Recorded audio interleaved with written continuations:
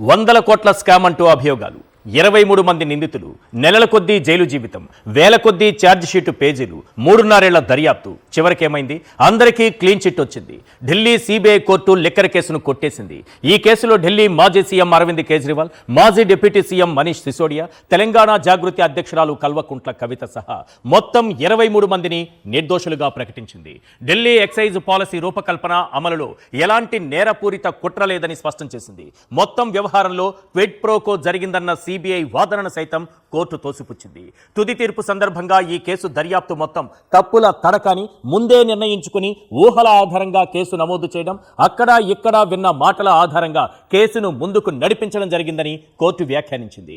అప్రూవర్ల మాటలే పరమ సత్యాలుగా సిబిఐ భావించడం కరెక్ట్ కాదని, ఇలాంటి కేసును అల్లినందుకు దర్యాప్తు అధికారినే విచారించాలని కోర్టు తీవ్ర వ్యాఖ్యలు చేసింది. టోటల్ గా దేశంలోనే సంచలనం సృష్టించిన కేసులో ఒక సంచలన తీర్పు వెలువడింది. కోర్టు తీర్పుతో మరకైతే మాయమైంది, కానీ ఈ కేసు కారణంగా ఆయా వ్యక్తులకు జరిగిన నష్టం మాత్రం ఎవ్వరూ పూడ్చలేనిది. అయితే కథ ఇక్కడితో అయిపోలేదు అంటోంది బీజేపీ. ఇది ఎక్విటెడ్ కాదు, కేవలం డిశ్చార్జ్ మాత్రమే అంటోంది. అటు ఆమ్ ఆద్మీ మాత్రం ఈ తీర్పును సెలబ్రేట్ చేసుకుంటోంది. ఓవరాల్ గా ఢిల్లీ లిక్కర్ స్కామ్ పై ఢిల్లీ సిబిఐ కోర్టు సంచలన తీర్పు వెలువరించిన సందర్భంలో దాని చుట్టూ ఓ 10 ప్రశ్నలు తిరుగుతున్నాయి. అవేంటో చూద్దాం. ఆ తరువాత వాటిపై ప్రొఫెసర్ కె నాగేశ్వర్ గారి విశ్లేషణ చూద్దాం. Right, question number 1 on screen. Yes, liquor కేసులో రౌజ్ అవెన్యూ కోర్టు సిబిఐ దర్యాప్తును తప్పు పట్టడం వెనుక ప్రధాన అంశాలు ఏంటి? Question number 2, Rouse avenue court తీర్పు ఎక్విటెడ్ కాదు, డిశ్చార్జ్ మాత్రమే అని బీజేపీ ఎందుకంటోంది? దానికి దీనికి తేడా ఏంటి? Question number 3, Delhi CBI court తీర్పుపై ఆమ్ ఆద్మీ సెలబ్రేట్ చేసుకుంటోంది. కేసు హైకోర్టుకు వెళితే రద్దు చేయవచ్చా? Question number 4, Delhi liquor case తీర్పు ప్రభావం సిబిఐ, ఈడీ దర్యాప్తు చేసే కేసులపై ఎలా ఉండబోతోంది? క్వశ్చన్ నెంబర్ 5, సిండికేట్ అయ్యారు, 100 కోట్లు దోచేశారు, పంజాబ్ గోవా ఎన్నికల్లో ఖర్చు పెట్టారు, మరి ఇదంతా ఏమైంది? ఈ ఆరోపణలంతా ఎటుపోయాయి? ఎస్, క్వశ్చన్ నెంబర్ 6, ఏ ప్రాథమిక ఆధారాలు లేకుండానే సీఎం నుంచి డిప్యూటీ సీఎం వరకు అన్ని నెలలు జైల్లో ఎలా ఉంచారు? క్వశ్చన్ నెంబర్ 7, లిక్కర్ కేసు మరక చెరిగిపోయినా ఆమ్ ఆద్మీ పార్టీకి, అరవింద్ కేజ్రీవాల్కు జరిగిన నష్టం పూడ్చేదెలా? క్వశ్చన్ నెంబర్ 8, నిజమైన స్కాములపై దర్యాప్తునకు ఆదేశిస్తే అది రాజకీయ కక్ష సాధింపు అంటూ ప్రజలను మభ్యపెట్టే అవకాశం ఉండదా? క్వశ్చన్ నెంబర్ 9, ఢిల్లీలో ఇప్పటికిప్పుడు ఎన్నికలు నిర్వహిస్తే బీజేపీకి పట్టుమని 10 స్థానాలు రావన్న కేజ్రీవాల్ సవాల్ ఎలా చూడాలి? క్వశ్చన్ నెంబర్ 10, క్లీన్ చిట్తో బయటకొచ్చిన కవిత 2 నెలల్లో పెట్టబోయే రాజకీయ పార్టీ ప్రభావం తెలంగాణలో ఎలా ఉండబోతోంది? రైట్, ఈ 10 ప్రశ్నలపైన ప్రొఫెసర్ కె నాగేశ్వర్ గారితో మనం మాట్లాడదాం. మనతో పాటు జాయిన్ అయ్యారు. నమస్కారం సార్ నాగేశ్వర్ గారు. నమస్తే సార్, ఢిల్లీ లిక్కర్ కేసుకు సంబంధించి కోర్టు ఈ కేసును కొట్టేయడం అనేది ఒక సంచలనంగా మారింది. సిబిఐ దర్యాప్తును తప్పు పట్టడానికి కోర్టు చెబుతున్నటువంటి ప్రధాన అంశాలు సాధారణంగా సిబిఐ కేసులు, ఈడీ కేసుల్లో ఎక్కువ భాగము కన్విక్షన్ రాదు. ప్రొలాంగ్డ్ ఇన్వెస్టిగేషన్ చివరకు శిక్షలు నామమాత్రమే పడేవి. చాలా కొద్ది శాతం కేసుల్లో మాత్రమే శిక్షలు పడతాయి. అందులో పొలిటికల్ కేసెస్ లో కన్విక్షన్ రేటు నెగ్లిజిబుల్. అది 1%, 0.5% లెక్కలు పెట్టుకోవాలి. సో అందువల్ల ఇలా కోర్టులు కొట్టివేయడం కొత్త కాదు. కానీ ఇక్కడ చాలా కీలకం ఏంటంటే అసలు విచారణ చేసి నిర్దోషి అని తేలడమే కాదు, అసలు కేసే లేదు, ఛార్జెస్ ఎక్కడి అని చెప్పి కోర్టు చెప్పింది. సో ఒక రాజకీయ పరమైన కేసులు పెట్టడానికి ఇన్స్టిట్యూషన్ హెల్త్ ను ఎలా సాక్రిఫైస్ చేస్తారు అన్న ప్రశ్నలు లేవనెత్తుతున్నాయి. అంటే మీకు సిబిఐ ఇన్వెస్టిగేటింగ్ ఆఫీసర్ పై కూడా కోర్టు విచారణకు ఆదేశించింది. సో రాజకీయ ప్రభువుల ఆదేశాల మేరకు ఇన్వెస్టిగేటింగ్ ఏజెన్సీస్ పనిచేసేటప్పుడు కనీసం ఇన్స్టిట్యూషనల్ హెల్త్, మా సంస్థ ఈ సంస్థల గౌరవాన్ని కాపాడుకోవాలి అనేటువంటి సోయి అధికారులకై ఉండాలి, రాజకీయ నాయకులకైనా ఉండాలి. ఎందుకంటే ఈ కేసు ప్రాధాన్యత ఏంటి అంటే అసలు ఏ ఆధారము లేకుండా అప్రూవర్ స్టేట్మెంట్ ఆధారంగా ఈ కేసు పెట్టాలన్నది ఇందులో కీలకమైన అంశం. మీరు ఇందులో 598 పేజెస్ తీర్పు, 598 పేజీలు, పేరా 469 చదవండి. అందులో ఎంత క్లియర్ గా చెప్పారంటే ముందు కేసు పెట్టాలని అనుకున్నారు, దానికి కావలసిన సమాచారాన్ని క్రోడీకరించారు, చేర్చారు. దానికి కావాలని ఒక వాదన అల్లారు. వాదన అల్లి ఇద్దరిని అరెస్ట్ చేశారు. అరెస్ట్ చేసి అందులో ఒకరిని ఒత్తిడి చేసి అప్రూవర్గా మార్చారు. ఆ అప్రూవర్ ఇచ్చినటువంటి దాన్ని సాక్ష్యంగా తీసుకుని కేజ్రీవాల్ పైన ఇతరుల పైన అభియోగాలు మోపారు. అప్రూవర్ ఇచ్చిన ఆ స్టేట్మెంట్ ఆధారంగా తప్ప మరే రకమైన మెటీరియల్ లేకుండా కేసును ప్రొసీడ్ చేసి నెలలు జైల్లో పెట్టారు. ఇలా జైల్లో పెట్టడం ద్వారా వ్యక్తిగత లిబర్టీకి వచ్చే క్వశ్చన్ సమస్య ఏంటి అని కోర్టు అడిగింది. చాలా సింపుల్ గా చెప్పాలంటే ఈశ్వర్, మీ మీద నా మీద కేసు పెడతారు. చాలా సింపుల్ గా చెప్తాను, సామాన్యులకు అర్థమయ్యేటట్టు. మీ మీద నా మీద కేసు పెడతారు. కేసు పెట్టిన తర్వాత మీరు బెయిల్ అడుగుతారు. మీ బెయిల్ను సిబిఐ తీవ్రంగా వ్యతిరేకిస్తుంది. ఈశ్వర్కు బెయిల్ ఇచ్చే ప్రసక్తే లేదు. ఈయన చాలా ప్రమాదకరమైన వ్యక్తి, ఈ కేసులో కీలక ముద్దాయి. ఈయన బెయిల్ వస్తే మొత్తం కేసే తారుమారయ్యే ప్రమాదం ఉంది, న్యాయం అన్యాయం అయ్యే ప్రమాదం ఉంది అని సిబిఐ మీ బెయిల్ను తీవ్రంగా వ్యతిరేకిస్తుంది. మిమ్మల్ని వేధిస్తుంది, ఒత్తిడి తెస్తుంది, టార్చర్ పెడుతుంది, మీ బంధువులు బెదిరిస్తుంది, మీ కుటుంబాలు బెదిరిస్తుంది. ఇక ఆఖరికి మీరు భరించలేక ఒకరోజు అప్రూవర్గా మారతారు. అప్రూవర్ అంటే ఆ ప్రాసిక్యూషన్ తరఫున సాక్షి మీరు. అప్రూవర్ అంటే మీనింగ్ అది లీగల్ టర్మ్. అంటే విచారణ జరుపుతున్న సిబిఐకి మీరు సహకరించడానికి మారిపోతారు. అలా అప్రూవర్గా మారినందుకు మీకు కాస్త ఏమైనా రిలీఫ్ దొరుకుతుంది. తర్వాత మీరు ఒక అక్యూజ్ చేస్తారు, నాగేశ్వర్ అంటాడు అసలు దోషి, ఆయన ఇట్లా చేసిండు అట్లా చేసిండు అంటారు. దాంతో నన్ను తీసుకపోయి లోపలేస్తారు. సో చూడండి ఈ ప్రాసెస్. అప్పుడు మళ్ళీ ఏమవుతారు, మీరు బెయిల్కి మళ్ళీ మూవ్ చేస్తారు. అప్రూవర్గా మారిన తర్వాత వెంటనే మీకు బెయిల్ వచ్చేస్తుంది. బెయిల్ అప్పటిదాకా మీ బెయిల్ తీవ్రంగా వ్యతిరేకించిన సిబిఐ మీరు అప్రూవర్గా మారుతారని తెలవడంతోనే మీ బెయిల్ ఏమాత్రము వ్యతిరేకించదు, మీకు బెయిల్ రావడానికి సహకరిస్తుంది. సో ఇదంతా మీకు ఏమనిపిస్తుంది, సినిమా నాటకంలాగా అనిపిస్తలేదా? సో అదే జరిగింది ఇప్పుడు కేజ్రీవాల్ కేసులో కూడా. సో అంటే మరి అప్రూవర్ అని లీగల్ గానే ఉంది కదా సార్, చట్టంలోనే ఉంది, న్యాయ ప్రక్రియలోనే ఉంది కదా. అప్రూవర్ ఉండడం ప్రక్రియ.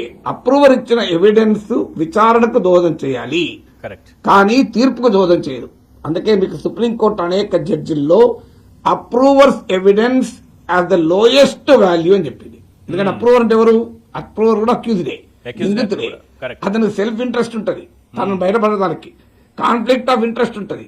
ఒక నిందితుడు చెప్పిన సాక్ష్యానికి ఉండే విలువ ఎంత, అందువల్ల ఇది లోయెస్ట్ వాల్యూ మాత్రమే ఉంటుంది అప్రూవర్స్ స్టేట్మెంట్ కు. అయితే మరి అప్రూవర్ ఎందుకు? అప్రూవర్ కాస్త విచారణకు దోహదం చేస్తాడు. ఇప్పుడు మీరు అప్రూవర్ గా మారారు, మీరు ఏమైనా నా గురించి కొంత సమాచారం ఇస్తారు. సో ఆయన డబ్బులు ఇంకో పలానా చోట పెట్టాడు, దాచిపెట్టాడు, పలానా అపార్ట్మెంట్ లో ఎవరికి తెలియదు, ఆ అపార్ట్మెంట్ ఆయన ఎప్పుడు అప్పుడప్పుడు పోతాడు అని నేను ఆయన అపార్ట్మెంట్ కు పోయినప్పుడు చూశాను అని చెప్తారు. అప్పుడు ఏం చేస్తుంది విచారణ సంస్థ, వెంటనే అపార్ట్మెంట్ రైడ్ చేస్తే అక్కడ డబ్బులు దొరుకుతాయి అనుకోండి. అంటే మీరిచ్చిన స్టేట్మెంట్, మీరిచ్చిన ఎవిడెన్స్ నాపై విచారణకు దోహదం చేస్తుంది. కానీ ఇక్కడ అదేం చేయలే, మీరు స్టేట్మెంట్ ఇచ్చారు, నా డబ్బులు దాచినని మీరు ఏంటంటే నన్ను తీసుకుపోయి లోపలేశారు. అవును. సో అది సమస్య. అప్రూవర్ ఇచ్చే ఎవిడెన్స్ ఇన్వెస్టిగేషన్ కు ఫెసిలిటేట్ చేయాలి తప్ప అప్రూవర్ ఇచ్చిన ఎవిడెన్స్ ఆధారంగానే ఒక వ్యక్తి పైన కేసు ఎట్లా పెడతారు, ఇది అడిగింది కోర్టు. అప్రూవర్ ఇచ్చిన ఎవిడెన్స్ మాత్రమే మీ దగ్గర ఉంది, సర్కమ్స్టెన్షియల్ ఎవిడెన్స్ ఏమీ లేదు, మెటీరియల్ ఎవిడెన్స్ ఇంకేమీ లేదు, ఏ రకమైంది లేదు మీ దగ్గర. ఇది మీరు ఒకటి pre determine notion, pre conceived assumption. మీరు కేసు పెట్టదలుచుకున్న తర్వాత ఇవన్నీ తీసుకొచ్చారు సమాచారం అనేది కోర్టులేదు. అంటే ఎంత సంచలనం నిజంగా చెప్పాలంటే, అది సుప్రీంకోర్టు జడ్జిమెంట్ కనుక అయ్యుంటుంది చరిత్రలో నిలబడేది. అది చిన్న కోర్టులు, లోయర్ కోర్టు జడ్జిమెంట్ కనుక దానికి అవసరమైన ప్రాధాన్యత వస్తుందో లేదో చూడాలి. But definitely it's historical judgement. ఏంటంటే రాజకీయ కక్షతో పెట్టే కేసులు పెట్టాలనుకున్నప్పుడు, రాజకీయ ప్రత్యర్థుల్ని ఇబ్బంది పెట్టాలనుకుంటే ఏ సాక్ష్యము లీగల్ గా నిలబడే సాక్ష్యం, నేను అది నేరం జరిగిందా లేదా ఆ జైలుగులో పోవడం లేదు, నేరం జరిగినా ఆ సాక్ష్యం నిలబడేలా ఉండాలి. నిలబడని లీగల్ గా నిలబడని లీగల్లీ నాట్ అడ్మిసిబుల్ ఎవిడెన్స్ తో కూడా కేసు పెట్టి ఒక అతను 530 రోజులు జైలు వేయచ్చు. Manish Sisodia deputy chief minister ను, ఒక చీఫ్ మినిస్టర్ ను కూడా 156 రోజులు 156 days జైలు వేయచ్చు. సో ఈ కోర్టు అదే అన్నది, ఒక కాన్స్టిట్యూషనల్ పొజిషన్ లో ఉన్న వ్యక్తిని, ఒక రాజ్యాంగబద్ధమైన ముఖ్యమంత్రి పదవిలో ఉన్న వ్యక్తిని Yes. ఒక నేరము చేసిన కేసులో నిందితుడు అప్రూవర్ గా మారి ఒక ఆరోపణ చేస్తే ఆరోపణ ఆధారంగా ఆయన 156 జైల్లో పెడితే 156 డేస్ అది రూల్ ఆఫ్ లాకు అడ్డంకి కాదా అని అడుగుకోవచ్చు. కరెక్ట్. ఈ చట్టం ఎక్కడి చట్టబద్ధ పాలన ఏంటి? రేపు దీని ప్రమాదం ఎక్కడ రాకపోవచ్చు. సో నీకు ఈ మన క్రిమినల్ జూరిస్ప్రుడెన్స్ క్వశ్చన్ చేస్తుంది ఇలాంటి కేసులు. ఎవరిపైన కేసులు పెట్టారు. అందులో పిఎంఎల్ఏ కేసు, యుఏపీఏ లాంటి కేసుల్లో బెయిల్ కూడా రాదు. ప్రివెన్షన్ మనీ లాండరింగ్ యాక్ట్ ఎంత ఎంత కఠినమైన చట్టం అంటే మీకు సాధారణ కేసుల్లో బెయిల్ రావచ్చు, కానీ పిఎంఎల్ఏ కేసులో బెయిల్ రాదు. అందుకే సుప్రీంకోర్టు, అందుకే లోయర్ కోర్టు ఏమన్నది అంటే ఇన్వెస్టిగేటింగ్ ఏజెన్సీకి పవర్కు ఒక వ్యక్తి అంటే బాగా నిందితుడుగా ఉన్న వ్యక్తికి ఉండే రైట్ టు లిబర్టీకి మధ్య బ్యాలెన్స్ చేయకూడదా? మీరు ఇట్లయితే ఎవరిపైనైనా కేసు పెట్టచ్చు, ఏ కేసైనా పెట్టచ్చు, ఏ పదవిలో ఉన్నా లోపలేయచ్చు, ముఖ్యమంత్రి అయినా లోపలేయచ్చు. ఇక నీకు న్యాయం ఎక్కడిది ధర్మం ఎక్కడిది అన్నది ఈ కోర్టు తీర్పు. అందుకే ఇది చాలా సంచలనమైన తీర్పు మీరు అన్నట్టు. సార్, రెండవ ప్రశ్న, రైజ్ రెవెన్యూ కోర్టు తీర్పు ఎక్విటెడ్ కాదు, డిశ్చార్జ్ మాత్రమే అని కొందరు అంటున్నారు, ప్రత్యేకించి బీజేపీ అంటున్నారు. ఏంటి అదైనా ఇదైనా ఒకటే మీనింగ్ కొంత కనిపిస్తోంది, దానికి దీనికి తేడా ఏంటి సార్? నేనేమి లీగల్ కాదు, కానీ లీగల్ లూమినరీస్ స్పష్టంగా చెప్తున్నారు. లీగల్ లూమినరీ చెప్పేది ఏంటంటే అయ్యా అక్విటెడ్ కన్నా డిశ్చార్జ్ అనేది నిందితుడికి ఇంకా ఎక్కువ గొప్ప రిలీఫ్ ఇచ్చినట్లు. What is discharge, what is acquitted? నీ పైన కేసులు ఏవైనా కేసు ఉంటే నీ పైన ఛార్జెస్ ఫ్రేమ్ చేస్తే ఆ ఛార్జెస్ లో ప్రాథమిక సాక్ష్యాధారాలు ఉన్నాయని కోర్టు భావిస్తే అది కూడా గ్రేవ్ ప్రపోర్షన్ లో ఉన్నాయని భావిస్తేనే క్రిమినల్ జ్యూరిస్ప్రుడెన్స్ ముందుకు పోవాలి. ఇది రూల్. నాకు తెలిసిన పరిమితమైన లీగల్ పరిజ్ఞానంలో ఫస్ట్ కేసు ఉండాలి. కేసులో ఛార్జెస్ ఫ్రేమ్ చేయడానికి ప్రైమా ఫేసి ఎవిడెన్స్ ఉండాలి, ప్రాథమిక సాక్ష్యాధారాలు. ఆ ప్రాథమిక సాక్ష్యాధారాలు కూడా గ్రేవ్ ప్రపోర్షన్ లో ఉండాలి, ఏదో వట్టిగా కాలక్షేపం కూడా లేదు. అప్పుడే క్రిమినల్ కేసు ముందుకు పోవాలి. సో అప్పుడు క్రిమినల్ కేసు విచారణ జరుగుతున్న సమయంలో ఇరువైపులు ప్రాసిక్యూషన్ తమ ఎవిడెన్స్ ముందు పెడుతుంది, నిందితుల తరఫున లాయర్లు దాన్ని వాదిస్తారు. ఫైనల్ గా కోర్టు దోషి నిర్దోషి తేలుతుంది. అందువల్ల నిర్దోషి అని తేలడం విచారణ జరిగాక, అంటే విచారణ జరగాలంటే క్రిమినల్ లా ప్రకారము ప్రాథమిక సాక్ష్యాధారాలు ఉన్నాయని కోర్టు భావించాలి. ఆ ప్రాథమిక సాక్ష్యాధారాలకు కూడా గ్రేవ్ ప్రపోర్షన్ లో ఉన్నాయని భావించాలి. ఇప్పుడు ఈ కోర్టు భావించిన ప్రాథమిక సాక్ష్యాధారాలు కనీసం కూడా లేవు. కేసే లేనప్పుడు ఛార్జెస్ ఎక్కడ, ఈ ఛార్జెస్ లేనప్పుడు విచారణ ఎక్కడిది అని చెప్పి. అవును, అక్విటెడ్ ఏమో విచారణ తర్వాత, అసలు విచారణకే దీనికి ఉపయోగం లేదు అన్నారు. ఇంకా సింపుల్ గా మీకు సామాన్య భాషలో మీకు చెప్తాను. మీరు ఒక ఫుడ్ ఆర్డర్ చేస్తారు, అవును, ఫుడ్ టేస్ట్ ఉంది లేదు అని తీర్పు ఎప్పుడు చెప్తారు? తిన్న తర్వాత చెప్తారు. కంపు కొడుతా ఉంటుంది, పాసిపోయి ఉంటుంది, మీరు పడేస్తారు. అవును, మీరు పడేస్తారు తినకుండా. అంటే ఇప్పుడు పడేయడం అనేది తిరస్కారం ఎక్కువైతుందా, తిన్న తర్వాత బాగాలేదనడం తిరస్కారం ఎక్కువైతుందా? ఏది ఎక్కువ తిరస్కారం చెప్పండి? సో తిన్న తర్వాత బాగలేదు అనడం ఎక్కువ తిరస్కారం అంటే అది బీజేపీ. అది ఎట్లా ఎక్కువ తిరస్కారం? తిన్నాడు, రుచిగా లేదు అన్నాడు, అంతే, అది నిర్దోషి అన్నది. ఇక్కడ పాలిపోయిందని చెప్పి తీసి కొట్టాడు. ఆ ఫుడ్ ప్యాకెట్ స్విగ్గీ కూడా జొమాటో తెచ్చుతోనే వెంటనే తీసుకెళ్లి డస్ట్బిన్ వేసాడు. తినడానికి అర్హత లేదు, ఇది రుచి ఉందా తర్వాత ముందే పడేస్తాను. అంటే which is the greater rejection? Discharge తినకుండా పడేయడం డిశ్చార్జ్ కదా. అప్పుడు నేను చెప్పిన సింపుల్ లాంగ్వేజ్ లో అది. So discharge is the greater rejection of the case. Acquitted తో పోలిస్తే ఇక అక్విటెడ్ కొద్ది కనీసం తిన్నావు, తినబుల్, ఇది తినబుల్ కూడా కాదు, ఈటబుల్ కూడా కాదు, ఇది కేసు కూడా లేదు, ఛార్జెస్ ఎక్కడే అని చెప్పింది సుప్రీంకోర్టు. వాళ్ళు ఏమున్నది ఇందులో? అన్ని మీరు కావాలని రాసుకున్నారు, మీకు మనీ ట్రేల్ లేదు, క్విట్ ప్రోకోకు ఎక్కడా ఆధారం లేదు, డ్రైవ్ తీసుకున్నట్టు ఏదీ లేదు, మీరు అల్లుకుంటూ పోయారు, కేసు రాసుకుంటూ పోయారు, దేనికి ఆధారం లేదు అని చెప్పింది కోర్టు. ఒక ప్రభుత్వాలు అనేక రకాల పాలసీ నిర్ణయాలు తీసుకుంటాయి, ఆ పాలసీ నిర్ణయాల అవుట్కమ్స్ ను బట్టి నేరం జరిగిందని చెప్పలేము. ప్రభుత్వం ఉన్నాడు ఒకసారి ఒక ఇన్ ఇట్స్ ఓన్ విజ్డమ్ ప్రజల కొరకు ఉపయోగపడుతుందనో లేకుంటే సంస్కరణలో భాగంగా ఒక డిసిషన్ తీసుకుంటాను. ఆ డిసిషన్ లో డిజానెస్టీ ఉంటే కేసు అవుతుంది. ఆ డిసిషన్ తీసుకోవడానికి లంచం తీసుకున్నట్టు నిరూపితమైతే కేసు అవుతుంది. ఆ డిసిషన్ తీసుకోవడం కావాలనే కొంతమందికి బెనిఫిట్ చేస్తానికి తీసుకుంటే అది కేసు అవుతుంది. కానీ నువ్వు తీసుకున్న తర్వాత ఎవరికైనా బెనిఫిట్ అయింది అనుకోండి, దానికి నేను కేసు ఎట్లయితుంది? తీసుకునే నిర్ణయం. ఇప్పుడు ఉదాహరణకు నేను ఒక యూనివర్సిటీలో ప్రొఫెసర్ను, నేను ఒక రూల్ పెడతాను, ప్రతి ఒక్కరూ క్లాసుకు రావాల్సిన అవసరం లేదు. ఇష్టం ఉంటారండి, ఇష్టం లేకపోతారండి. Attendance not must. మీరు ఎగ్జామ్ రాసుకుంటే రామంటారు. ఈ డిసిషన్ నేను తీసుకున్నాను. ఎందుకు? బై ఫోర్స్ స్టూడెంట్ క్లాస్ లో కూర్చుంటే పెట్టదలుచుకోలేదు. ఈ డిసిషన్ వల్ల ఏమైతుంది, రెగ్యులర్ గా వచ్చి అంటే క్లాస్కి వాడు కన్నా క్లాసుకు రాకున్నా ఇంట్లో చదువుకొని ఎగ్జామ్ రాసినప్పుడు బెనిఫిట్ అవుతాడు. అది క్రిమినల్ కేసు అవుతానా? నువ్వు ఎగ్జామ్ వానికి బెనిఫిట్ అయ్యేలా నిర్ణయం తీసుకున్నావు అంటే నిర్ణయం అందుకు తీసుకోలే. అవును. అందువల్ల ప్రభుత్వాలు అనేక నిర్ణయాలు తీసుకుంటాయి. ఇంకో సింపుల్ ఉదాహరణ చెప్తాను. ప్రభుత్వము మీ ఒక రోడ్ వేయాలని డిసిషన్ తీసుకుంటుంది. ఆ రోడ్డు సరిగ్గా మీ ఇంటి ముందరికి పోతుంది. అవును. మీరు బెనిఫిట్ అవుతారు. ఈశ్వర్ని బెనిఫిట్ చేస్తానికే ప్రభుత్వం ఈ రోడ్ వేసిందని క్రిమినల్ కేసు పెట్టొస్తుందా? మీరు బెనిఫిట్ అయ్యారు దానికి. అందుకే ఈ కోర్టు ఏమన్నదంటే ఢిల్లీ లిక్కర్ పాలసీ వల్ల కొంతమంది ప్రైవేట్ కంపెనీలు బెనిఫిట్ అయితే బెనిఫిట్ కావచ్చు, కానీ దాని ఆధారంగానే క్రిమినల్ కేసు పెట్టలేమో అన్నది. సింపుల్ లెక్క. మీకు R&B వాడు మీ రోడ్ వేశాడు, ఆ రోడ్ మీ ఇంటి ముందు వెళ్ళిపోయింది, వెంటనే మీ ల్యాండ్ కమర్షియల్ వాల్యూ వచ్చింది. ఈశ్వర్ దగ్గర డబ్బులు తీసుకునే రోడ్డు R&B వాడు ఈశ్వర్ కు బెనిఫిట్ అయ్యేలా, ఈశ్వర్ ల్యాండ్ కు కమర్షియల్ వాల్యూ వచ్చేలా ఆయన ఇంటి ముందు రోడ్ వేశాడు, వాళ్ళు జైలు రాదు. R&B ఎగ్జిక్యూటివ్ జైలు రాదు. మీరు డబ్బులు ఇచ్చినట్టు ప్రూవ్ అయ్యి మీరు లంచం ఇచ్చినందుకే రోడ్డును టింకర్లు తిప్పి మీ ఇంటి ముందు పట్టుకున్నప్పుడు క్రిమినల్ కేసు వస్తుంది. నార్మల్ గా రోడ్ అయితే మీరు బెనిఫిట్ అయ్యారు, దానికి క్రిమినల్ కేసు ఎట్లయితుంది? కోర్టు చెప్పింది అది. Right sir. ఇప్పుడు ఈ తీర్పు పైన, సిబిఐ కోర్టు ఇచ్చిన తీర్పు పైన ఆమ్ ఆద్మీ అయితే హ్యాపీగా ఉంది, సెలబ్రేట్ చేసుకుంటుంది, అంతా అవుతుంది.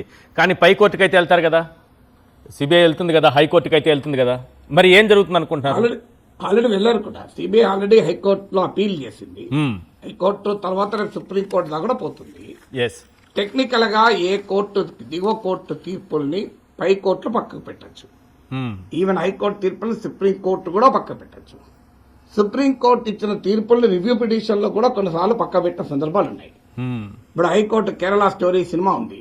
సింగిల్ జడ్జి బెంచ్ తీవ్రంగా ఖండిస్తూ తీర్మానం స్టే విధించాడు. వెంటనే విత్ ఇన్ అవర్స్ డివిజన్ బెంచ్కి వెళ్లారు. డివిజన్ బెంచ్ స్టేను ఎత్తేశారు. సో అందువల్ల మన లీగల్ సిస్టమ్ లో in the interest of justice appellate system ఉంటుంది. In the interest of justice అంటే న్యాయాన్ని అందించే క్రమంలో దిగువ కోర్టు నుంచి అత్యున్నత న్యాయస్థానం వరకు న్యాయం కొరకు పోయే హక్కు పౌరునికి ఉంటుంది, కేసు పెట్టిన ప్రాసిక్యూషన్ కు ఉంటుంది.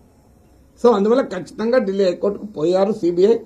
కానీ నేను చదివిన మేరకు నాకున్న పరిమితమైన లీగల్ పరిజ్ఞానం ప్రకారం డిశ్చార్జ్ అయిన కేసులు డిశ్చార్జ్ చేస్తూ ఇచ్చిన తీర్పు పైన సాధారణంగా స్టే ఇవ్వరు. నిర్దోషి అని ఇచ్చిన తీర్పు పైన స్టే ఇవ్వచ్చు. దోషి అని చేసిన దోషి లేదా నిర్దోషి అని వచ్చిన తీర్పుల పైన చాలా సందర్భాల్లో పై కోర్టులు స్టే ఇస్తుంటాయి. దోషి అని నిర్దేశించినా స్టే ఇవ్వచ్చు, నిర్దోషి అని చెప్పినా స్టే ఇవ్వచ్చు.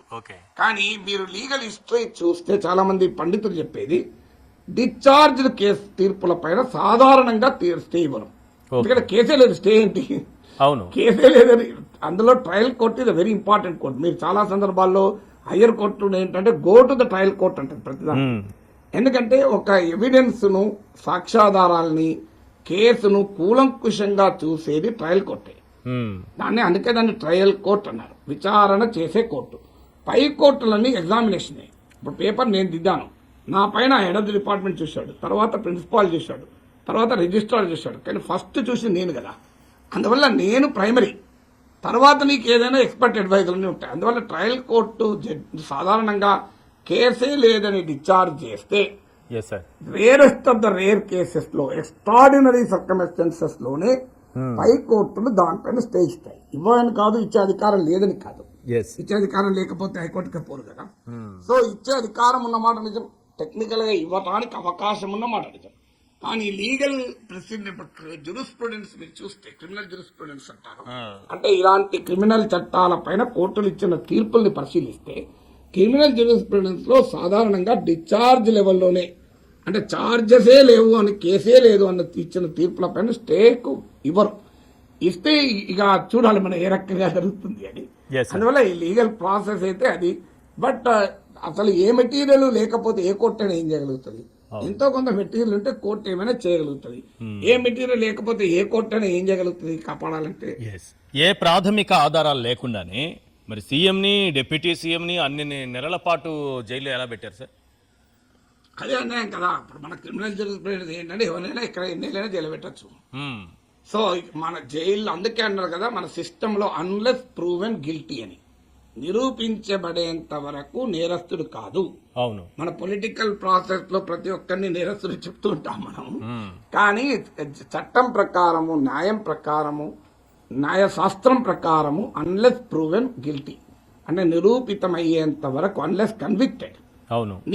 నీవు నిందితుడే మాత్రమే, you are only accuse, you are not criminal. So నేరస్తుడు కాదు, నిందితుడు మాత్రమే. మ్మ్. సో కానీ ఇక్కడ సమస్య ఏంటి, ఇప్పుడు ఇలా ఈ కోర్టు తీర్పులో కూడా ఢిల్లీ సిబిఐ ప్రత్యేక న్యాయస్థానం, రౌజ్ అవెన్యూ కోర్టు అంటారు, చాలా మందికి అర్థం లేదు రౌజ్ అవెన్యూ ఏంటది. సో ఇది ట్రయల్ కోర్టు, ప్రత్యేక న్యాయస్థానం. ఈ కోర్టు తీర్పులో స్పష్టంగా అదే చెప్పారు, ఒక నేరాన్ని విచారించి నేరస్తునికి శిక్ష వేయించాలి అనే ఇన్వెస్టిగేటింగ్ సంస్థల పవర్ను మనం క్వశ్చన్ చేయకూడదు. అదే సమయంలో ఒక పౌరుడికి ఉండే రైట్ టు లిబర్టీ, ఆ స్వేచ్ఛను హరించకూడదు అన్న దాని మధ్య బ్యాలెన్స్ చేయాలి.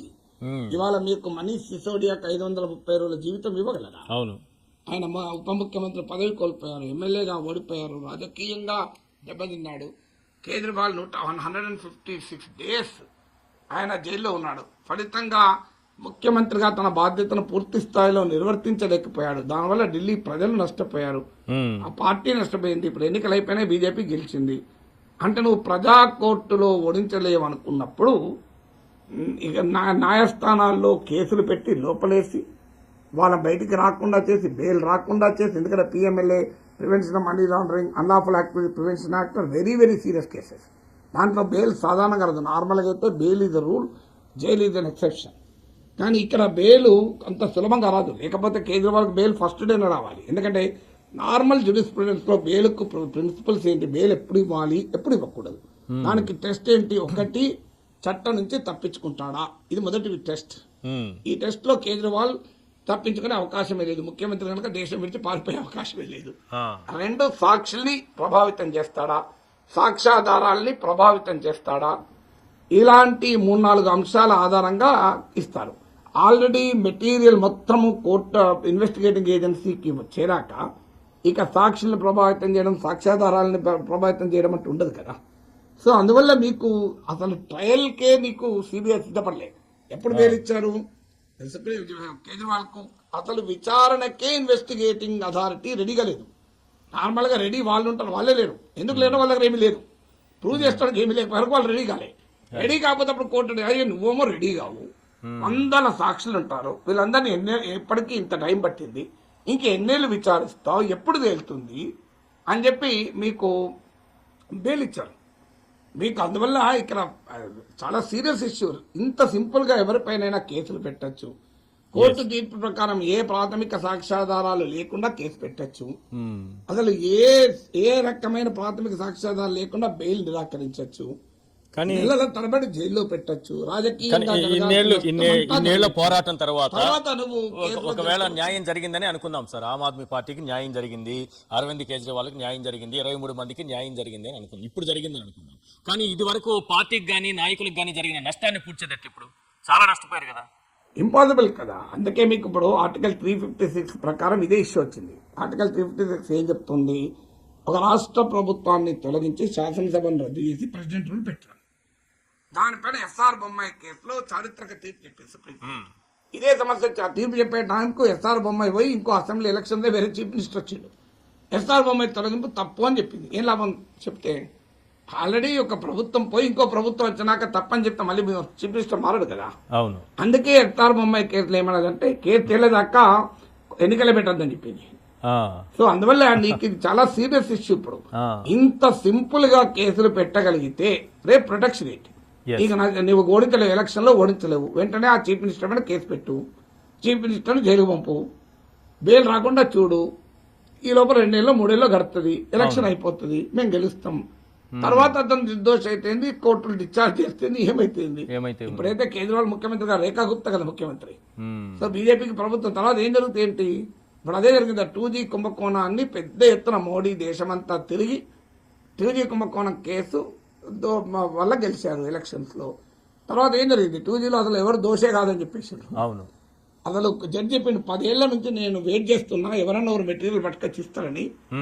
ఏమీ ఇవ్వలేదు. ఎందుకు 2G కేసులో మరి కాంగ్రెస్ వాళ్ళు ఉంటే లోపలేస్తారు, డిఎంకే వాళ్ళు కూడా ఉన్నారు, అందుకే లోపలేదే. ఎందుకు డిఎంకే వాళ్ళతో రేపు ఎప్పుడన్నా మళ్ళీ పోయి అవసరం వస్తుందేమో, ఇప్పుడు లేదు అవసరం కంటే భవిష్యత్తులో వస్తుందేమో, అందుకని డిఎంకే ఏమనలేదు. సో అందువల్ల మన దేశంలో చట్టం ఎలా తయారైంది, క్రిమినల్ జస్టిస్ సిస్టమ్ అన్న దానికి ఇది ఒక సీరియస్ కామెంటరీ. ఇది ఈ ప్రమాదం ఏంటంటే ఈశ్వర్ ఇక్కడ కాగదు. ఇప్పుడు ఇదే రకమైన కేసుల వైపు నరేంద్ర మోడీ అమిత్ షాల పైన ఓడిపోయాక పెట్టచ్చు కదా, అంతే కదా. అప్పుడు పరిస్థితి ఏంటి? రేపు ఒకవేళ తెలంగాణలో బీజేపీ అధికారంలోకి వచ్చే వాతావరణం ఉంది, రామచంద్రరావు గనక అలాగే అధ్యక్షుడిగా ఉంటే లేదా బండి సంజయ్ అధ్యక్షుడు చేస్తే పార్టీ అధికారంలోకి వచ్చే పరిస్థితి ఉంటుంది. వెంటనే కాంగ్రెస్ ప్రభుత్వం బండి సంజయ్ మీద ఏదో కేసు పెట్టి లోపలేసి జైలుకు బెయిల్ రాకుండా చేస్తే బీజేపీ అధికారంలోకి రాదు కదా. అవును. ఇప్పుడు బండి సంజయ్ ముఖ్యం బయట ఉంటే ఆయన పెద్ద ఎత్తున ప్రజల్ని భావోద్వేగాలను పెంచుతాడు, దాంతో బీజేపీ గెలిచే పరిస్థితి ఉంది రామచంద్రరావు బయట ఉంటే అనుకున్నారు. అవును. కాంగ్రెస్ ప్రభుత్వం చాలా చిన్న విషయం, చాలా యూఏపీఏ కిందనో ఏదో చట్టం కింద లోపలేసి బెయిల్ రాకుండా చేస్తే ఏమున్నదిగా, పార్టీ దెబ్బతింటది కదా. ఇది బీజేపీ కూడా జరగచ్చు కదా. అందువల్ల ఇక్కడ ఏ పార్టీ ఏ వ్యక్తి నాయకుడు ఎవరు ఇది కాదు ఇష్యూ వల్ల మన క్రిమినల్ జస్టిస్ సిస్టమ్ ఇలా దిగజారితే ఏంటి, రేపు సిబిఐ ఈడీ దర్యాప్తు చేసేటటువంటి కేసులపైన ఎలాంటి ప్రభావం ఉంటుంది? పోనీ ప్రజలైనా సరే నమ్ముతారా? కొన్నింటిని నిజంగా జరిగినటువంటి స్కాముల పైన విచారణ జరుపుతున్నా నమ్మలేని పరిస్థితి కూడా వచ్చేస్తాయి కదా. మీరు అడిగిన రెండవ ప్రశ్న ఇష్యూ కాదు, ఎందుకంటే ప్రజలకు ఇప్పటికే నమ్మకం లేదు కదా. సో కొత్త నమ్మేదే ఉంటుంది. సిబిఐ ఈడీ నమ్ముతున్నాడు ప్రపంచంలో ఎవరు నమ్మడు, అందరికీ తెలుసు. సిబిఐ సుప్రీంకోర్టు నమ్మలే, నేను చెప్పడం కాదు. కాంగ్రెస్ అధికారంలో ఉన్న సమయంలోనే సుప్రీంకోర్టు సిబిఐని కేజ్డ్ ప్యారెట్ అన్నారు. అంటే అర్థం సిబిఐ పెట్టిన ప్రతి కేసు తప్పని, ఈడీ పెట్టిన ప్రతి కేసు తప్పని నేను అనలేదు. ఇప్పుడు ఉదాహరణ కేజ్రీవాల్ దాంట్లో కూడా సిబిఐ కేసు ఉంది, ఈడీ కేసు ఉంది. మీరు హైకోర్టులో నిలుస్తుందండి కానీ ఇంకో డైమెన్షన్ కూడా ఉంది ఇందులో. సిబిఐ కేసును కొట్టేసింది సిబిఐ ప్రత్యేక న్యాయస్థానం, ఈడీ కేసు సంగతి ఏంటి అనేది కూడా క్వశ్చన్ వస్తుంది. అయితే న్యాయ నిపుణులు చెప్పేది సిబిఐ కేసు ఆధారంగా ఈడీ కేసు పెట్టారు. ఎందుకంటే సిబిఐ కేసులో కేజ్రీవాల్ కు బెయిల్ వచ్చే సమయానికి ఈడీ కేసు పెట్టారు, బెయిల్ రాకుండా ఉండటానికి. ఎత్తుగడగా ఏం చేశారు, సిబిఐ విచారణ జరుపుతోంది. ఆ విచారణ ఒక దశకొచ్చాక కేజ్రీవాల్ కు బెయిల్ వచ్చే పరిస్థితి ఉంది. అప్పుడు వెంటనే ఈడీ కేసు పెట్టారు. సిబిఐ కేసులో బెయిల్ వచ్చింది, ఈడీ కేసులో అరెస్టు. సో ఇప్పుడు సిబిఐ కేసే ప్రాతిపదికగా ఈడీ కేసు ఉంది కనుక ఆ ప్రాతిపదికే పోయింది అనుకోండి, నువ్వు కింద నువ్వు కుర్చీ మీద కొంచెం కుర్చీ లాగిపడేస్తే నువ్వు పడిపోతావు తప్ప కేసు ఎక్కడిది, నీ సీట్ ఎక్కడిది, సీటే లాగిపడేశారు. సిబిఐ కేసు కుర్చీ, దానిపైన ఈడీ కేసు. సిబిఐ కేసు కుర్చీ లేదు ఇప్పుడు, అందువల్ల ఈడీ కేసు ఎన్నికలు ఉంటుంది అనేది క్వశ్చన్. సో అందువల్ల మీకు ఇది డెఫినెట్ గా ఇది భవిష్యత్తు కేసుల పైన ఏ రకమైన ప్రభావం పడుతుంది, ప్రజల విశ్వాసం పూర్తిగా సన్నగిల్లుతుంది. ఎప్పుడు కూడా గుర్తుపెట్టుకోండి ఈశ్వర్, వ్యక్తులు పార్టీలు వస్తారు పోతారు, కానీ ఇన్స్టిట్యూషన్స్ ఫెయిల్ అయితే దేశమే ఫెయిల్ అవుతుంది. సో మనం ఎప్పుడు కూడా మీ రాజకీయ అవసరాల కొరకు don't play around with institutions. ఎన్నికల కమిషన్, న్యాయ వ్యవస్థ, CBI, ED, public service commission, controller and auditor general, ఇవన్నీ ఇన్స్టిట్యూషన్స్. అవును, యూనివర్సిటీస్, ఇవన్నీ ఎందుకంటే రాజ్యాంగం చెక్స్ అండ్ బ్యాలెన్సెస్ కొరకు చాలా ఆలోచించి మన రాజ్యాంగ పితామహులు ఈ ఇన్స్టిట్యూషన్స్ బిల్లు చేశారు. అవును, ఇప్పుడు రాజకీయ స్వార్థం కొరకు ఇన్స్టిట్యూషన్ నాశనం చేస్తే ఈ గేమ్ లో గెలిచేది మోడీ కాదు, బీజేపీ కాదు, ఎవ్వరు గెలవరు. మీకు ఆర్టికల్ 356 అనుభవం చూశాం కదా. కాంగ్రెస్ అధికారంలో ఉన్నంత కాలం కాంగ్రెస్ ఇతర ప్రభుత్వాలు రద్దు చేసింది, ఇంక్లూడింగ్ బీజేపీ కూడా దాంట్లో బాధితురాలే. ఏం జరిగిన తర్వాత మళ్ళీ బీజేపీ అధికారంలోకి వచ్చాక ఇదే గవర్నర్ వ్యవస్థను ఇప్పుడు బీజేపీ వాడుకుంటుంది. ఇప్పుడు అంతకుముందు కాంగ్రెస్ వాడుకున్నప్పుడు వీళ్ళు విక్టిమ్స్, ఇప్పుడు వీళ్ళు అక్యూజులు, కాంగ్రెస్ విక్టిమ్. కాంగ్రెస్ ప్రభుత్వాలు నూరుజల్ల నీళ్ళగిస్తున్నారు గవర్నర్లు. అందువల్ల నిందితులు బాధితులైతారు, బాధితులు నిందితులైతారు. ఎక్కువ రోజులు పట్టదు. ఇది చూస్తుండండి. మీకు జరగబోయే పరిణామం ఏంటంటే ఎవరికీ అధికారం శాశ్వతం కాదు. మీరు అధికారం కొరకు మీరు వ్యవస్థల్ని నాశనం చేస్తే ఆఖరికి మిగిలేది ఎవరికి అందరూ ఓడిపోతారు. అధికారం అన్న మాట అన్నారు కాబట్టి అందువల్ల ఖచ్చితంగా భవిష్యత్తులో సిబిఐ ఒక మాట చెప్పాలి, సిబిఐ ఈడీ కేసులు ఇష్టం వచ్చినట్టు పెట్టడానికి ఇప్పుడు వెనకాడాల్సి ఉంటుంది. ఇది మామూలు జడ్జిమెంట్ కాదు, ఇది 509 పేజీల జడ్జిమెంట్ చదివితే ప్రతి దానికి జడ్జి చాలా డీటెయిల్ గా వివరణ ఇచ్చాడు. ఫ్యాక్ట్స్ చెప్పాడు. ఎందుకు ఈ మాట అంటున్నాం? Pre conceived assumption, pre determined case అన్న ప్రతి దానికి రీజనింగ్ ఇచ్చాడు. అందువల్ల ఈ జడ్జిమెంట్ తర్వాత సిబిఐ ఈడీ అంత సులభంగా కేసులు పెడుతుందా అనేదే క్వశ్చన్. ఇప్పుడు ఎస్ఆర్ బొమ్మాయి జడ్జిమెంట్ వచ్చాక ఆర్టికల్ 356 మిస్యూజ్ ఆగిపోయింది. అంతకుముందు 100 పైగా 100 పైన కేసు 1915 లోనే ఈఎంఎస్ నమోదు ప్రభుత్వం నెహ్రూ ప్రధానిగా ఉన్నప్పుడే స్టార్ట్ అయింది దాని మిస్యూజ్. అంబేద్కర్ అంటాడు, I hope article 356 will be dead article అంటాడు. ఇది నిర్జీవంగా ఉండే ఆర్టికల్ అయి ఉండాలి అని కోరుకుంటాడు. కానీ that was most living and kicking. కానీ ఒక్కసారి ఎస్ఆర్ బొమ్మాయి కేసులో తీర్పు వచ్చాక కంప్లీట్ రాష్ట్రాల్లో రాష్ట్రపతి పాలన పెట్టడం అంటూ ఆగిపోయింది, మీరు గమనిస్తే. సో అందువల్ల ఈ జడ్జిమెంట్ ఇది వెరీ కీ జడ్జిమెంట్. ఇష్టారాజ్యంగా కేసులు పెట్టడం సిబిఐకి ఈడీకి చాలా ఇబ్బందికరంగా మారుతుంది. ఎస్, అయితే ఇక్కడ అధికారం పైన ఎక్కువ అధికారంలో ఉన్న వాళ్ళు చేసేటటువంటి తప్పులు వాటి వల్ల ఇప్పుడు ఎగ్జాంపుల్ తీసుకుంటే ఆమ్ ఆద్మీ పార్టీ మొన్నటి ఎన్నికల్లో నష్టపోయినటువంటి విధానం ఇది చూసినప్పుడు సార్ కేజ్రీవాల్ ఒక మాట అంటున్నారు, ఇప్పటికిప్పుడు ఎన్నికలు జరిగితే బీజేపీకి పట్టుమని 10 స్థానాలు కూడా రావు అని అంటారు. ఎట్లా చూడాలి దీన్ని? నిజంగానే ఆ పరిస్థితి ఉందా? అది పొలిటికల్ స్టేట్మెంట్. ఇప్పటికిప్పుడు ఎన్నికలు ఎందుకు జరుగుతాయి, ఎవరు పెడతారు ఎన్నికలు? కానీ ఆమ్ ఆద్మీ నష్టపోయింది కదా. ఆమ్ ఆద్మీ పైన ఈ కేసు ప్రభావం ఎలా ఉందనుకుంటున్నారు? మొన్నటి ఎన్నికల్లో దాని ప్రభావం ఎలా ఉందనుకుంటున్నారు? ఖచ్చితంగా ఉంది.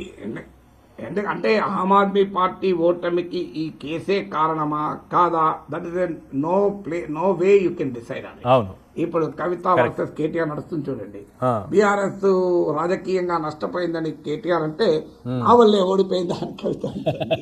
అందువల్ల వీ కెనాట్ రియలీ జడ్జ్. ఒక ఎన్నికల ఫలితానికి అనేక ఫ్యాక్టర్ దోదం చేస్తాయి. కానీ మీకు ఇక్కడ ఇంట్రెస్టింగ్ పాయింట్ ఏంటంటే కేజ్రీవాల్ ఈ కేసునే రెఫరెండంగా ప్రజల్లోకి వెళ్ళాడు. అంటే నేను తప్పు చేశానని భావిస్తే నన్ను ఓడించండి, కరెక్ట్, నేను సీఎం చైర్ లో కూర్చోాలనుకుంటే నన్ను గెలిపించండి, నేను జైల్లో ఉండాలనుకుంటే నన్ను ఓడించండి అని వెళ్ళాడు. ప్రజలు నమ్మారు కనుకనే ఆ రెఫరెండంలో కేజ్రీవాల్ కు వ్యతిరేకంగా తీర్పు చెప్పారు. అంటే కోర్టు విచారణతో సంబంధం లేకుండా, కేసులో లీగల్ ఎవిడెన్స్ స్ట్రెంత్ కు సంబంధం లేకుండా ఒక కేసు పెట్టి దాని చుట్టూ ఒక బలమైన పొలిటికల్ నరేటివ్ అల్లితే ఆ పొలిటికల్ నరేటివ్ ను పవర్ఫుల్ గా జనంలోకి తీసుకెళ్తే జరగాల్సిన నష్టం జరుగుతుంది అని. అందుకని ఆయన న్యాయస్థానంలో గెలవకపోయినా ప్రజా కోర్టులో పొలిటికల్ నరేటివ్ గెలవచ్చు అన్నది ఇది ఉదాహరణ. ఎందుకంటే అరవింద్ కేజ్రీవాల్ ఉనికియే అవినీతి వ్యతిరేక రాజకీయాలతో మొదలైంది. ఇండియా అగైనెస్ట్ కరప్షన్ మూవ్మెంట్ తో మొదలైంది. అరవింద్ కేజ్రీవాల్ ఎందుకు ఓటేశారు? Clean politics and good governance ఓటేశారు. బేసిక్ అంతే కదా. ఇప్పుడు ఒక అవినీతి పరుడు లంచం తీసుకుంటే ఎవరు పట్టించుకోరు. కానీ ఒక నిజాయితీ పరుడు లంచం తీసుకుంటే ప్రజలు అంగీకరించలేరు. ఎందుకంటే ప్రజల ఎక్స్పెక్టేషన్ వేరుంటుంది. ప్రజల ఎక్స్పెక్టేషన్ మీకు ఉదాహరణ త్రిపురలో మీకు మాణిక్ సర్కార్ అని డిప్యూటీ ఫార్మర్ సీఎం ఉన్నాడు, ప్రతిపక్ష నేత. ఆయనకు ఈ బ్యాక్ పెయిన్, సయాటికా పెయిన్ వచ్చింది. సో ఆయన ఏమని అడిగారంటే అపోజిషన్ లీడర్ గా ఆయనకు వెహికల్ ఉంటుంది, నాకు రాష్ట్ర ప్రభుత్వం ఇచ్చిన వెహికల్ ఇబ్బందిగా ఉంది, ఇంకా నేను డబ్బున్నవాడు కూడా కాదు, చాలా సాధారణ మధ్యతరగతి జీవి. సో ఆయన ఏమనంటే నాకు ఈ కారులో ఈ సయాటికా పెయిన్ ఒక ఇన్నోవా ఇప్పియండి అని లెటర్ పెట్టాడు. మీకు తెలుసా త్రిపురలో అది పెద్ద రాజకీయ వివాదమైంది. కమ్యూనిస్ట్ అయి కూడా విలాసాలకు పోతున్నాడు, ఇన్నోవా అడుగుతున్నాడు. అందరూ సర్పంచులకు ఉంటుంది ఇన్నోవా. ఒక మాజీ ముఖ్యమంత్రి ఇన్నోవా అడిగితే అది త్రిపురలో పెద్ద నేరమైంది. మన దగ్గర కార్పొరేటర్లు ఇన్నోవాలో తిరుగుతారు.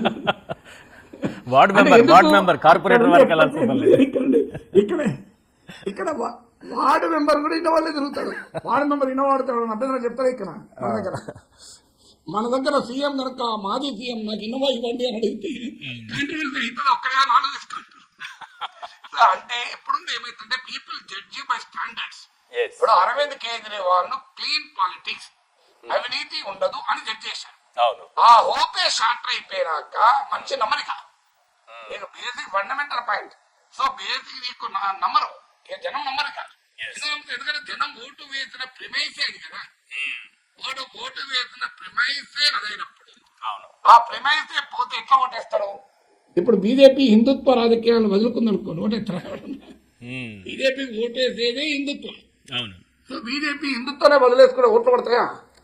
సో బీజేపీ కనుక హిందుత్వకు అన్యాయం చేసిందని ఎవరన్నా నిరూపిస్తే అవును. ఆ పొలిటికల్ నరేటివ్ బిల్లు చేసి ప్రజలు నమ్మిస్తే అవును. బీజేపీ కూడా ఓట్లేస్తున్నా బీజేపీకి ఓట్లేస్తే దాని మీద అదే లేదండి ఎవరు ఓట్లేస్తున్నా కేజ్రీవాల్ జరిగింది అదే. ఆయన ఉనికి అస్తిత్వంకి వ్యతిరేకంగా మద్యం పాలసీని ఉపయోగించి బీజేపీ బలమైన పొలిటికల్ నెరేటివ్ అందింది, జనంలోకి తీసుకెళ్ళింది. అందువల్ల ఖచ్చితంగా కేజ్రీవాల్ ఓటమిలో ఈ కేసు కీలక భూమిక పోషించుండాలి. ఎంతవరకు దీనివల్ల ఓడిపోయారా, ఆయన పట్ల వ్యతిరేకత లేదా, ఆయన చీటికి మాడికి కేంద్రంతో పెట్టుకున్న గిల్లి గజాలతో జనం విసిగెత్తారా. So that may be several factors, కానీ ఇది కూడా ఇంపార్టెంట్ ఫ్యాక్టర్. రైట్. ఫైనల్ గా ఒక విషయం సార్, క్లీన్ చిట్ వచ్చింది కవితకి. సో కొత్త రాజకీయ పార్టీ పెట్టబోతున్నాను అని కూడా ప్రకటన చేశారు. ఆ రాజకీయ పార్టీ ప్రభావం, క్లీన్ చిట్ వచ్చిన తర్వాత పెట్టబోయేటటువంటి పార్టీ ప్రభావం తెలంగాణలో ఎలా ఉంటుంది అనుకుంటున్నారు? అంటే క్లీన్ చిట్ పెట్టడం ఆమె కాస్త మొరాల్ బూస్టర్, అందులో డౌట్ లేదు. అని ఆమె చెప్పారు కదా, నా పార్టీ పెట్టే సందర్భంగా సిమ అంటారు మనగా. సో పార్టీ పెట్టే సమయంలో ఒక పెద్ద అవకాశం నా క్లీన్ చిట్ వచ్చింది. అవును. ఇప్పుడు పెళ్లి సెటిల్ అయ్యాక ప్రమోషన్ వచ్చింది అనుకోండి, ఈ ప్రమోషన్ రావడం వల్ల పెళ్లి జరగదు. ప్రమోషన్ వచ్చినా రాకపోయినా పెళ్లి జరిగేది, దాంపత్య జీవితం బాగానే ఉండేది. కానీ పెళ్లికి ముందు ప్రమోషన్ వచ్చింది అనుకోండి, చూడు ఆ అమ్మాయి జీవితంలో ప్రవేశించడం మొదలవుతూనే ప్రమోషన్ వచ్చింది, ఆమె ఇంట్లో అడుగు పెట్టినాక సిరులే పండుతా అనుకుంటారు కదా. ఈ అమ్మాయి వేళ విశేషం చూడు, అమ్మాయితో పెళ్లి సెటిల్ అయింది, వెంటనే ప్రమోషన్ వచ్చిందని ప్రజలు అనుకుంటారు. ఇది కూడా అంతే. దీన్ని బట్టి రాజకీయ పార్టీ భవితవ్యం ఆధారపడదు, కానీ ఆమెకొక ఒక శుభకార్యం చేపట్టే ముందు ఒక శుభవార్త ఉత్సాహాన్ని ఇస్తుంది, స్ఫూర్తిని ఇస్తుంది. అది చాలా డెఫినెట్ గా. సో బట్ దాన్ని బట్టే పార్టీ ఫ్యూచర్ డిసైడ్ అవుతుందా కాదు. మీరు ఒక దూరం వెళ్ళటానికి నడుచుకుంటూ పోతున్నారు, ఓపిక నశించి ఉన్నారు. ఈ లోపల మీకు తెలిసిన వాడు పోతూ బండాపి ఈశ్వర్ ఎక్కువ అంటాడు, మీరు ఎంతో సంతోషంగా ఎక్కి బయటికి పోతారు. డజన్ మీన్ ఆ బండి రాకపోయినా మీరు పోతున్నారు. మీరు చేరడము చేరకపోవడంతో ఇది ఆధారపడలేదు, కానీ స్ఫూర్తి అయితే వస్తుంది కదబ్బా, కలిసిపోయి ఉన్నాడు మా పాత ఫ్రెండ్ చాలా ఎక్కువ అని చెప్పి వెళ్ళిపోతారు. సో అలా కాస్త స్ఫూర్తితో ముందుకు పోవడానికి ఉపయోగపడుతుంది. కానీ ఆ రాజకీయ భవితవ్యాన్ని నిర్ణయించేది కేసు కాదు కనుక, ఈ దేశంలో రాజకీయ భవితవ్యాన్ని అవినీతి కేసులు నిర్ణయిస్తే చాలా మంది నాయకులే కాదు. సో అవినీతి కేసులు ఉన్న వాళ్ళు దేశంలో పదవులు అనుభవించిన వాళ్ళు ఉన్నారు. 46% పార్లమెంట్ సభ్యుల మీద క్రిమినల్ కేసులు ఉన్నాయి. అంటే మామూలు దేశం కాదు కదా, ప్రజల కేసులు తెలిసి కూడా ఓట్లు వేస్తున్నారు కదా. Right sir, thank you sir, మీ విశ్లేషణ అందించినందుకు.